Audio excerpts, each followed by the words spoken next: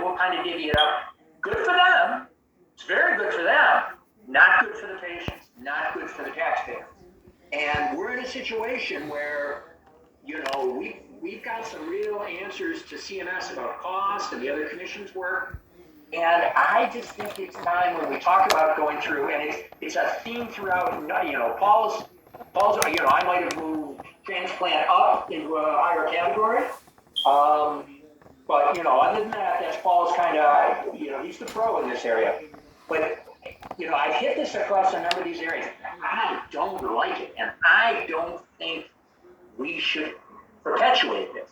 If we're opening up a Colmar, I think we got to set a level playing field. Whether you're somebody who I went to college with or not, doesn't matter. It's what you've got and what you can do for both the people of Maryland, both as patients and taxpayers. And it's just still too common in our Colmars.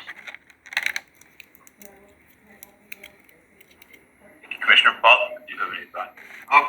I understand what Commissioner O'Grady is talking about. I think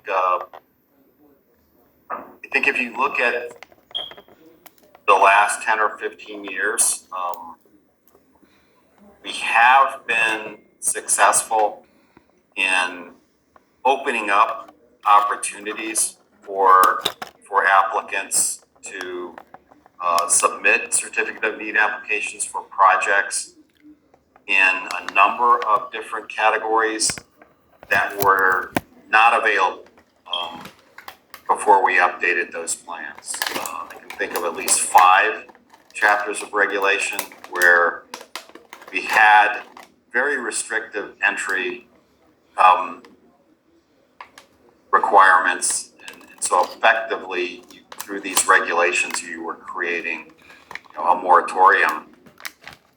We only have one chapter of regulation that I think still has that feature, and that is the comprehensive care facility nursing home standards, where we do have a strong priority expressed in those regulations for controlling nursing home bed supply.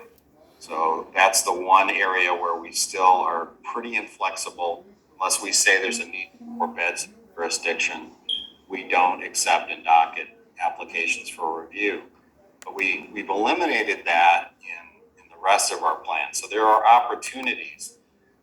That's different from what Commissioner O'Grady is talking about. So I think I accept that is another feature that we need to look at. It's not enough necessarily to just open these up, but I think we do need to strongly consider whether we are being unnecessarily prohibitive in terms of what sort of performance requirements or quality performance issues that we are going to examine before we accept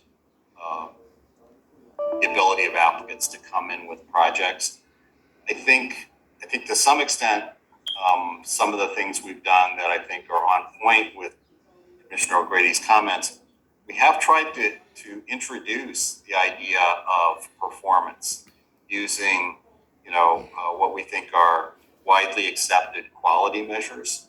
So if you look at our nursing home chapter, if you look at home health, it's certainly something that's going to be part of the discussion on hospice. We are now kind of moving in the direction of saying, well, if we're going to have new entrants into the market, and for the existing providers in Maryland, if we are going to allow those existing providers to expand